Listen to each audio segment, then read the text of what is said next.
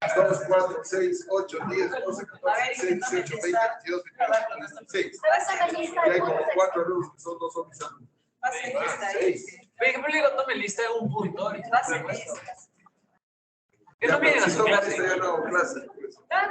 No, no me dejas lista. Póngame Una hoja. Es que la hoja se escribe en otras cosas. Ya, pero... Oye, que yo llamo lista yo. Sí, ya me Llamo lista, entonces. Yo llamo lista. No, pero después. Ahorita vamos a hacer clases. ¿Tú estás hablando de eso? Estás hablando del ángel. Nos hemos quedado aquí entonces. Ya. A ver, esto ya es porque vamos a tomar más tardecito en el pasito. Más tardecito en pasito, ¿ah? Ya. Ustedes también van a dar pasito, ¿no?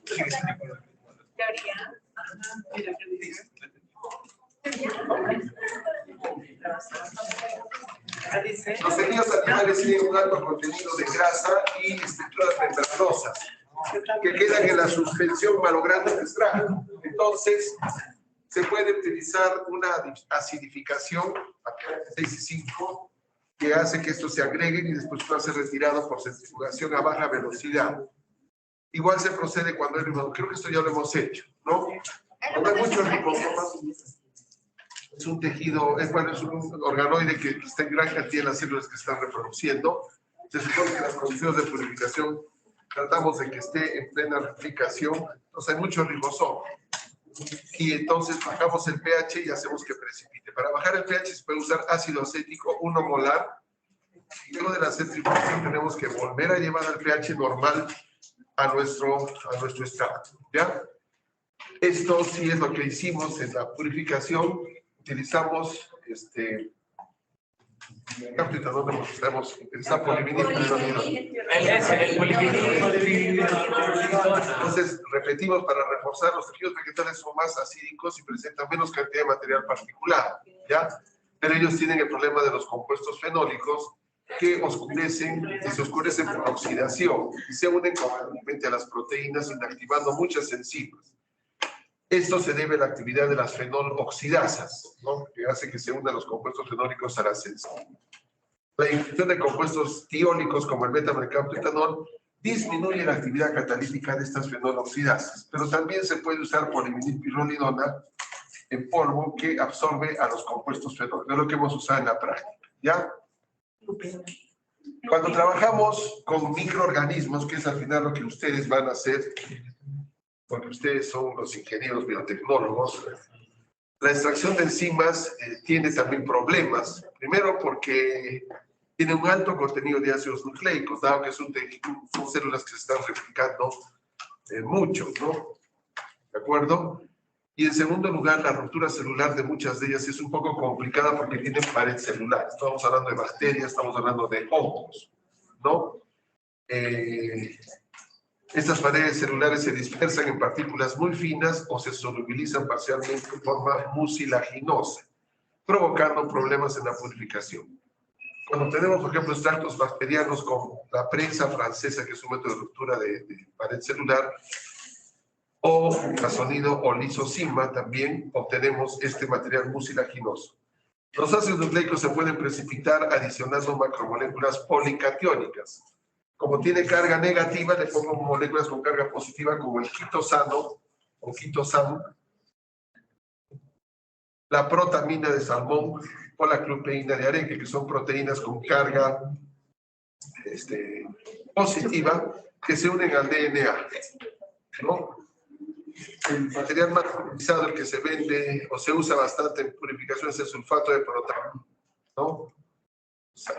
Tenía parte de salmón, no del pez salmón. El arenque también es otro pez. El arenque es pez, ¿no? Sí, arenque. Claro. Sí, se vende ya como reactivo polvo, se compra en frascos, dependiendo del nivel de purificación, ¿no? Si es escalado o es laboratorio. Lo que más se usa es el sulfato de protamina en 5 miligramos por gramo de material crudo. Aunque algunas veces puede precipitar proteínas y eso no es bueno. Si esto ocurre, con la enzima purificar obviamente no es adecuado este tratamiento. Es mejor emplear, en todo caso, DNasa, que destruye el DNA, y los ribosomas pueden ser precipitados con streptomicina. Recordemos que la streptomicina es un antibiótico que trabaja a nivel de los ribosomas y se une, forman complejos y precipita luego en la centrifugación. Como ven, son materiales o procedimientos muy lógicos que se utilizan. Ahora, si el extracto contiene polisacáridos, es decir, va a tener material o va a formar una estructura mucilaginosa, adelante, estos interfieren con los métodos usuales de precipitación de proteínas. Ya se complica el asunto. Ahí lo he tapado también por este material. Entonces, ¿qué se hace? Es mejor precipitar toda la proteína de la muestra, por ejemplo, con sulfato de amonio, que es lo que vamos a hacer en la práctica, y todo el material se dan cuenta. Si mi extracto, si en la parte soluble me está afectando, ¿qué hago?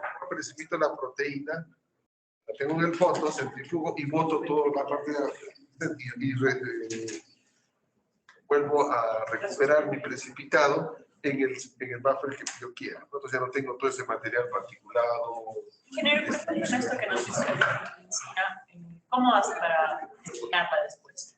Centrifuga y precipita. Entonces sacas el sobrenadante. Botas el precipitado. Claro. En el sobrenadante. Ya. Pero si a veces tienes la mala suerte de que tu enzima está en el precipitante, entonces hay que usar otro método. ¿Ven? O sea, por eso está dando todas las posibilidades, ¿no? ¿Qué se podría hacer?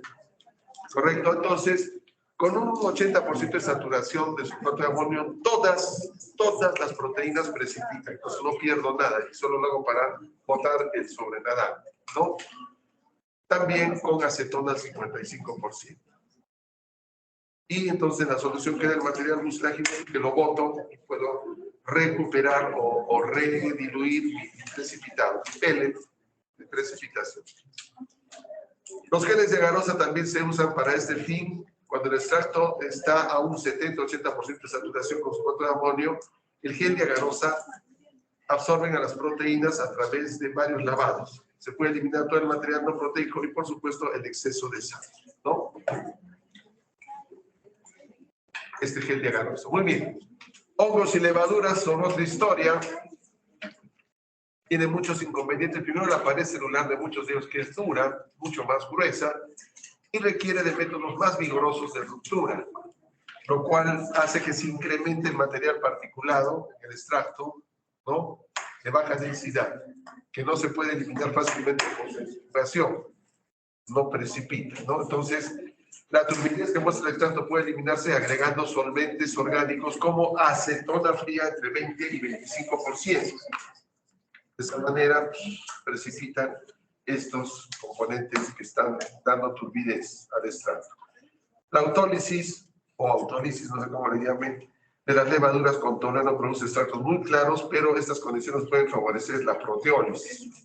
Por eso hay que tener mucho cuidado cuando se utiliza este tolueno, ¿no? Porque es un solvente que puede desnaturalizar, incluso hidrolizar las proteínas. Se puede emplear la citólisis amoniacal, la cual sube el pH entre 9, 5 y 10, rango en el cual las proteasas tienen muy poca actividad. De esa manera evitamos la actividad de las proteasas. ¿Ven?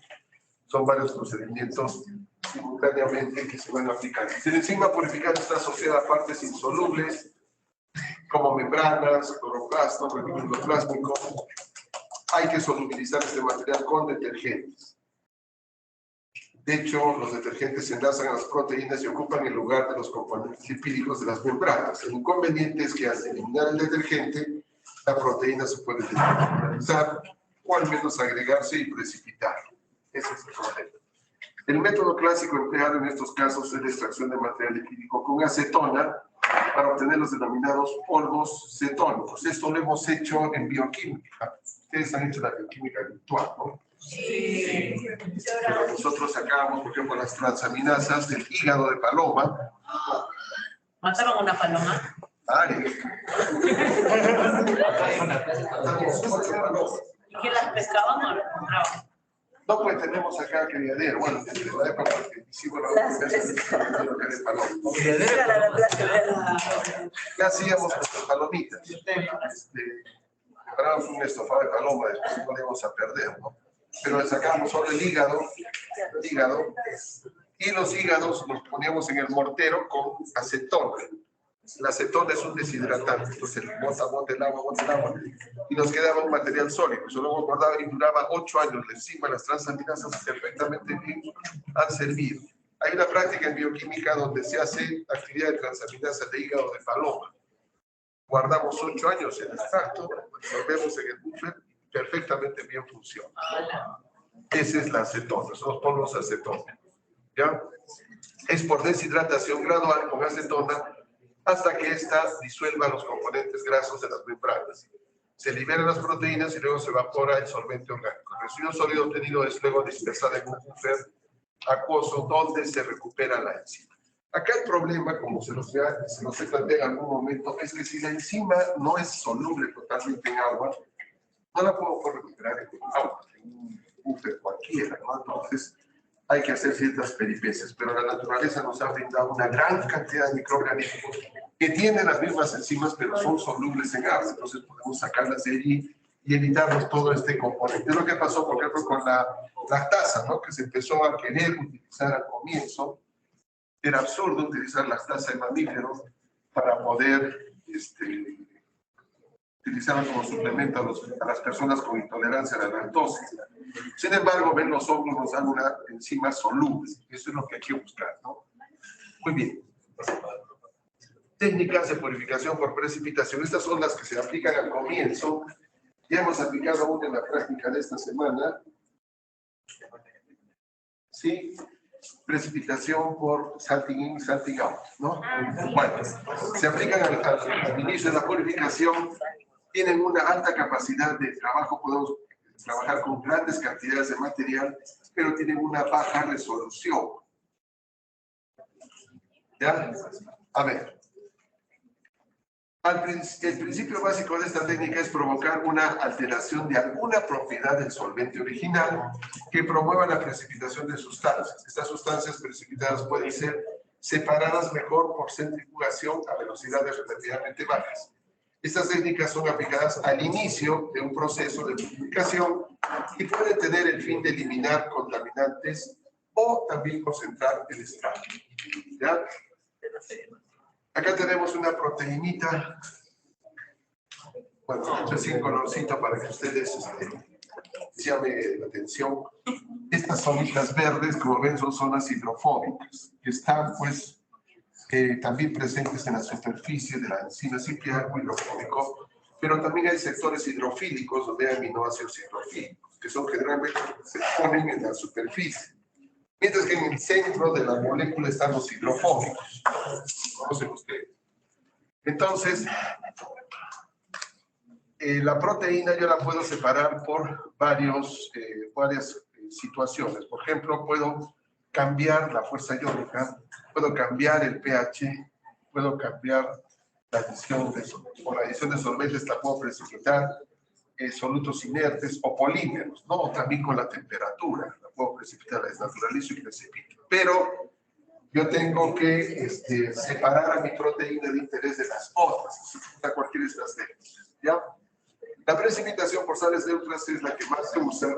Sulfato de amonio es por naturaleza la sal más usada por el costo, porque protege a la enzima y también porque tiene un ion de carga 2 negativa, el sulfato. 2 cargas negativas, lo que hace que con poca sal tenga una alta fuerza iónica. Eso es lo bueno, por eso es más barato.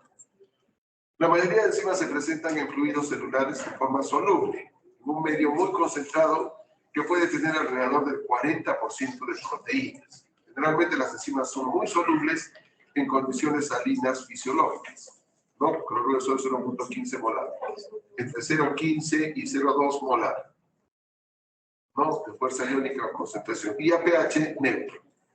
Cuando se realiza la extracción, estas condiciones cambian rápidamente. Pues yo uso un buffer, entonces cambia la fuerza iónica y, por tanto, el incremento de la concentración de las proteínas al eliminar el solvente o la disminución sustancial de la fuerza iónica por la eliminación de iones de baja masa molecular pudiera convertirse en un inconveniente durante el proceso. ¿Qué pasaría si empiezo a usar mis métodos? Mi proteína empieza a fallar, no disuelve. Ya estoy con problemas, ¿no? Entonces, la solubilidad es el resultado de las interacciones polares con el solvente acuoso. Las interacciones iónicas con las sales presentes y la existencia de fuerzas electrostáticas repulsivas entre moléculas o agregados moleculares pequeños y solubles con cargas idénticas, ¿no? Cargas opuestas se repelen, cargas iguales al revés. Se atraen. Cargas opuestas se atraen, cargas iguales se diferentes. atraen. ¿Ya? Los agregados moleculares pequeños entonces enmascaran fuerzas electrostáticas de atracción, permitiendo que se presenten interacciones repulsivas y dan como resultado la solubilización del agregado.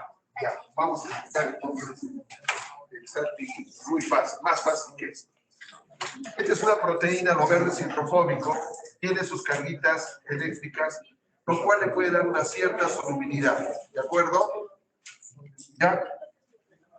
Pero de repente esta proteína, si la pongo en agua pura, agua limpia, no disuelve. ¿Pero por qué no disuelve? Porque esta polaridad no es suficiente para interponerse a las moléculas del agua, ¿cierto? A la polaridad del agua. El solvente polar, por excelencia, el solvente de nuestro organismo, de los organismos vivos. Entonces yo le puedo colocar iones, por ejemplo, cloruro de sodio o cualquier sal con iones, y los iones van a ser atraídos por estas carguitas. Miren, esta carga positiva atrae con los negativos, y a su vez estos negativos atraen a los positivos, y con eso voy a aumentar la cantidad de cargas que hay en esta molécula, ¿de acuerdo? Muchas cargas, ¿sí? Mucho más que esto. Entonces, por esa cantidad de cargas, esta ya se solubiliza en el agua. Ese es el famoso salting y ya está. Si yo exagero, Aumenta la solubilidad de mi proteína. claro. ¿Por qué? Porque aumenta el número de cargas superficiales en una proteína, ¿sí? Ahora, si la proteína es muy hidrofílica, como por ejemplo ocurre con la albúmina de suero, igual al suelo de bovino, esta disuelve en agua. ¿Pero por qué disuelve? Porque tiene un montón de cargas positivas y negativas. Solita ella se disuelve, soluble en agua. Pero la mayoría de proteínas no tienen esa gran cantidad de cargas, entonces la única manera de solubilizarla es agregándole estos iones. ¿Ven? Estoy aumentando la fuerza iónica y con ello la consigo solubilizar. Esto es el salting y ya está. Pero también han estudiado bioquímica que si ustedes exageran la cantidad de sal, ¿qué pasa? Precipita. ¿Por qué? Porque baja la solubilidad. Ya, pero ¿por qué baja? Esta representación de sal. Porque ahora, al aumentar los iones en exceso, recuerden el salting out, al aumentar los iones, pues resulta que los iones ahora empiezan a meterse con el agua. Abandonan a la pobre proteína hidrofóbica y se van con el agua porque ya tienen una cantidad suficiente como para introducirse en el agua. Se disuelve en el agua y la proteína, la pobre proteína la abandonan y sus interacciones hidrofóbicas empiezan a traerse entre ellas y van a precipitar. Ese es el salting out. Así de simple. Las formas de precipitación son así. Rapidito para que vean que es fácil. Ya, esto es logaritmo de la solubilidad. Esto es fuerza iónica. ¿Ya? Esto sería cuando está soluble. ¿A qué concentración? Más o menos a la concentración donde la fuerza iónica está entre 0.15 molar y 0.2 molar. Todas las proteínas prácticamente son solubles a esa concentración. Si yo bajo su fuerza iónica, van a precipitar. Y si aumento su fuerza iónica, también van a precipitar. Acá sería el salting in y este es el salting out. Supóngase que esa sea la gráfica de una proteína X. ¿Cómo sería de otra proteína que quiero separar? Imagínense que la gráfica de la otra sea así. Ah, caramba, ¿qué ha pasado? ¿Por qué se ha estrechado? Precipita primero, o sea, lo llevamos al extremo. Claro. Pero ¿cuál de las dos es más hidrofóbica y cuál es más hidrofílica?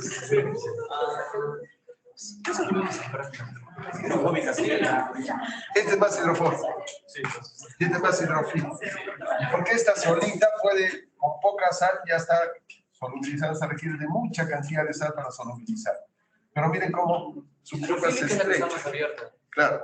Mientras más abierta está, es más hidrofílica. ¿Qué sería esto? ¿Qué opinan de esto? Sí, Recontra hidrofóbica. ¿Y qué opinan de esto? Es más hidrofílica. Ya. Muy hidrofílica. Pues aprovecho estas diferencias que tienen las distintas proteínas para empezar a separarlas. Por ejemplo, yo digo, a ver, en este punto de acá, me interesa esta proteína, esta de acá me interesa. ¿Qué tiene este comportamiento? En este punto, en esta concentración de sal, ¿cómo está esta proteína? Precipitada. ¿Y cómo está esta otra? Soluble. ¿Y cómo está esta otra? Soluble. Centrifugo y la mía va a precipitar, pues obviamente también esta, ¿cómo estará? Recontra precipitada también. Entonces ahora voy a tener a estas dos y ahora tengo que estarlas pelear a las dos. Ya. Nuevamente otra precipitación. Una está así y la otra está así. ¿A qué concentración de sal elimino la del centro, que es la que no me interesa? La pongo a esta concentración de sal. ¿Sí? Aquí. A esta fuerza ion. Entonces, esta, la mía está soluble y la otra está precipitada. Entonces, de esa manera, con modificaciones en la concentración de sal, puedo ir purificando. Este método es recontra sencillo, recontra barato, pero hay que conocer bien las propiedades de las proteínas contaminantes para poder aplicar. Yo solo con un salting in y salting out puedo hacer una aplicación casi completa. Pero hay que ser conocer bien cuáles son mis contaminantes para poder aplicar esto. O sea, no solo la enzima de interés, sino los contaminantes. ¿Ya? Correcto. Lo que lo han entendido bien. Sí, por favor, la masa. Sí. Porque tiene menos concentración. Ya. Aquí más o menos está un La masa. Este es el salting. Vean cómo se van pegando los iones, ¿no? Y aumenta su polaridad y la hacen solubilizar. Pero en el salting out, exagero los iones abandonan a la proteína y se van con el agua. Y la dejan ahí, entonces esta vuelve a precipitar. ¿Ya? Ahí está, aquí está. Se ha puesto el interés para que. Listo. ¿Entendí? Ya. La solubilidad de una proteína, esta fórmula que parece empírica, funciona muy bien. Se describe con una siguiente ecuación. Logaritmo de la solubilidad es igual a beta prima menos K prima por S por mu, donde S es la solubilidad de la proteína, beta prima es el logaritmo de la proteína a fuerza iónica de 0, logaritmo de la solubilidad de la proteína a fuerza iónica de 0, ¿no? Ya sabemos, fuerza iónica de 0 sería esta. ¿Sí? Las diferentes proteínas tienen diferente solubilidad. Depende de la naturaleza de la proteína, del pH y de la temperatura. Y KS, K'S, es la constante de salting in, que depende de la sal utilizada. K'S. Mu es la fuerza iónica. ¿Ya? Entonces, con esta formulita, como ustedes son ingenieros, pueden tranquilamente hacer los cálculos correspondientes y ir estudiando cada una de las proteínas contaminantes respecto a la proteína que ustedes deseen. Acá tienen varias proteínas, ¿no? Vean cómo tienen su curva de precipitación diferente, ¿no? Está en logaritmo. Entonces uno ve cuál es lo más conveniente, precipitarlo o solubilizarlo. Como dice acá, se puede observar el comportamiento de algunas proteínas al incrementar la concentración de sulfato de amonio, que es la sal más usada por excelencia. Obsérvese que a pequeños cambios en la fuerza iónica se producen cambios drásticos en la solubilidad de una proteína. A pH 7 la solubilidad en sales es generalmente mayor, ya que las proteínas tienen allí el mayor número de grupos cargados. ¿Sí?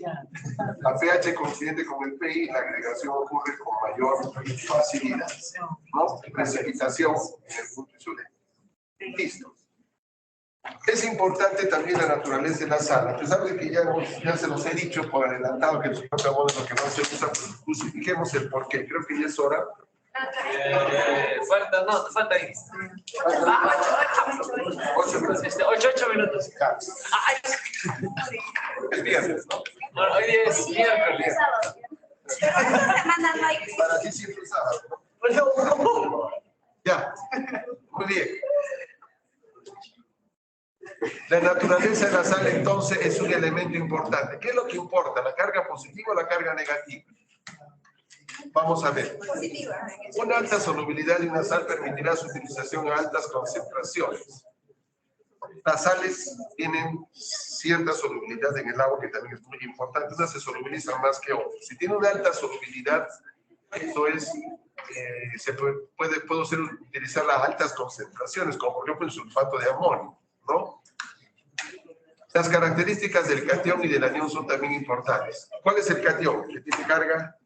¿Y el anión? Negativa. Está bien. Sí, ¿no? Ya. Catión positiva, anión negativa. Ya.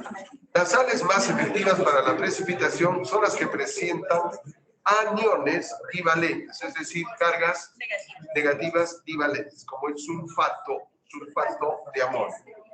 El amonio tiene una carga positiva, ese es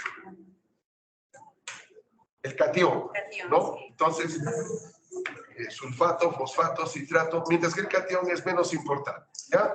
La capacidad de precipitación por salado de los iones del Salting y Salting Out sigue la famosa serie Hofmeister. Pregunta 5. ¿Qué es la serie Hofmeister? Es la capacidad que tienen los diferentes iones para... La capacidad de precipitación. Está. Por salado. Para tener mayor capacidad de precipitación, ¿no? Por ejemplo, tenemos el, ¿qué es esto? Cianato.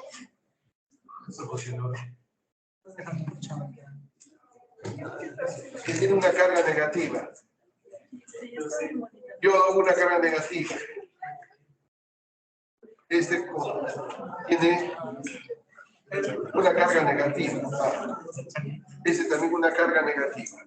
Este tiene una carga negativa, el acetato una carga negativa, pero el sulfato tiene 2 cargas negativas, mejor.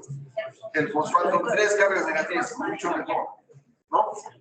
Usaré alguna sal de fosfato, en todo caso tribásico podría ser. Lo malo es que el fosfato tribásico solo lo puedo formar propiciar a pHs muy alcalinos, pH 11, pH 12, y a ese pH no puedo hacer mi purificación, se me va a destruir la enzima. Entonces, el sulfato es el mejor llamado, el mejor para este tipo de situación. Aunque el fosfato parece como el más efectivo, en la práctica, a pH neutro no tiene pues carga 3. A pH neutro está el fosfato monobásico, no es el tribásico. Entonces, tenemos solo el monobásico y el dibásico, ¿sí? Y estos no tienen esa capacidad amortiguadora. Por eso el fosfato no sirve para nada. Lo que sirve es el sulfato, ¿no? Con carga 2.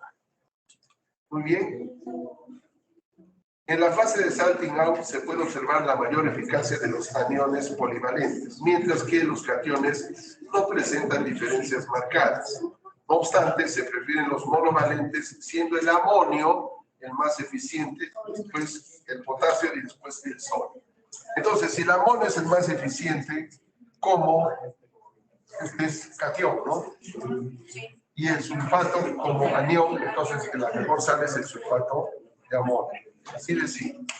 No solo sirve para precipitar mejor, se solubiliza mejor en agua, sino que protege a las proteínas, las mantiene muy estables. ¿Por ¿Ya? qué? Es algo que hasta ahora yo no sé cuál es la razón, pero cuando uno guarda una proteína en solución de sulfato, no se conserva la actividad, no se pierde la enzima, ¿no?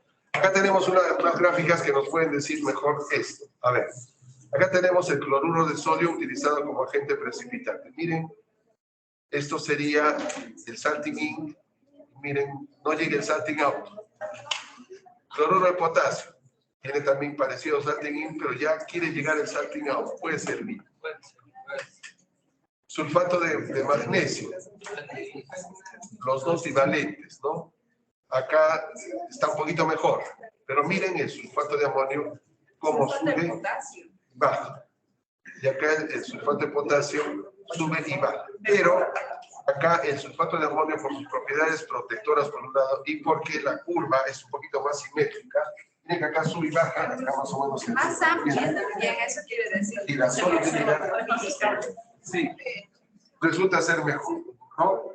Resulta ser mejor. Muy bien. Entonces, ya saben por qué se usa el precio. El precio es para ti.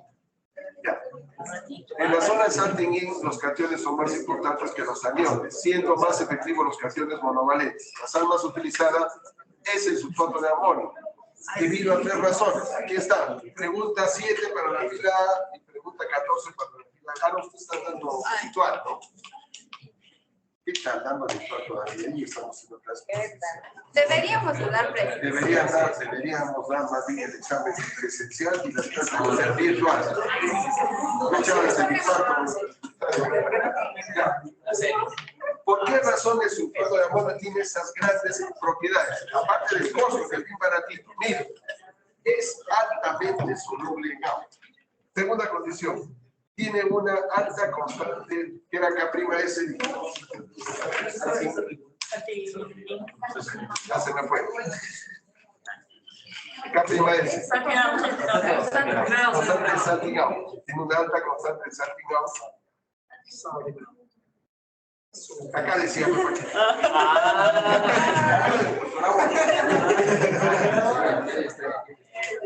lo que permite la precipitación de una proteína en un intervalo más estrecho, ¿sí? Eso es lo que se pretende. Por eso les decía, ¿cuál es mejor? ¿Listo? O sea, no necesito un intervalo grande donde voy a tener que manejar grandes cantidades de la sal, sino un poquito, tengo todo un intervalo de precipitación. Esa es la ventaja. Tercero, tiene un efecto estabilizante sobre las proteínas. Es lo que me acaba de preguntar. No sé, pero funciona y mantiene a la proteína estabilizada y no la desnaturaliza, lo que favorece la purificación enzimática. Las enzimas precipitadas con sales neutras mantienen su conformación nativa y se pueden obtener sin pérdidas adicionales de actividad. Por eso este método es muy aplicado sobre todo al comienzo de la purificación. Un precipitado proteico de sulfato de amonio es frecuentemente una de las mejores formas de conservar una proteína durante el proceso de purificación o cuando ya está pura. ¿Qué les parece? Entonces, bajo todo ese criterio, y al que le he sumado el costo, pueden averiguar cuánto cuesta el sulfato de amonio, cuánto cuesta el cloruro de sodio, cuánto cuesta el sulfato de magnesio. Van a ver que este es mucho más barato. Muy bien. Esta es la tabla de purificación que hemos utilizado en la práctica de ayer.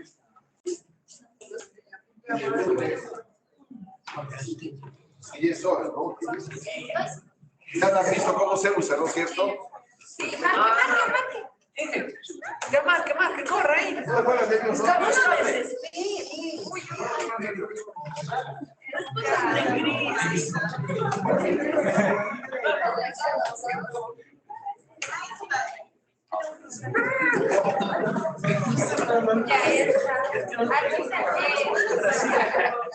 Salida. Actualice. Salida.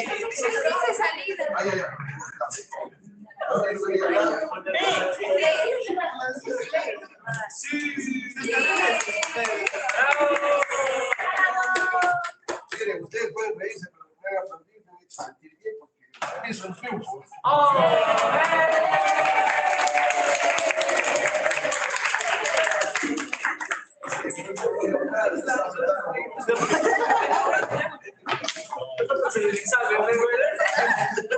Ustedes también con los niños.